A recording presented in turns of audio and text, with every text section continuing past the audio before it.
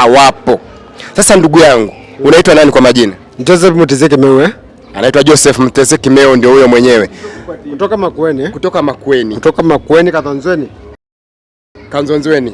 Haya, sasa ndugu yangu Joseph, ule utafiti ambao umefanyika ni kwamba saa hizi serikali imeona ya kwamba wanawake wengi hawaolewi. Kwa sababu wanaume wanaogopa sijui kuoa ama ni tutasemaje.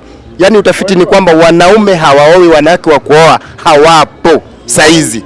Shida iko wapi? Sababu wamekuwa waizi. Unaona? Wanawake hata kama ni kidogo, hata saizi ile inakuwa ni wizi. Wezi sana. Hey. Wezi, ukisema wezi unamaanishaje? Watakuja kuibia kila kitu yote kwa nyumba. You won't understand.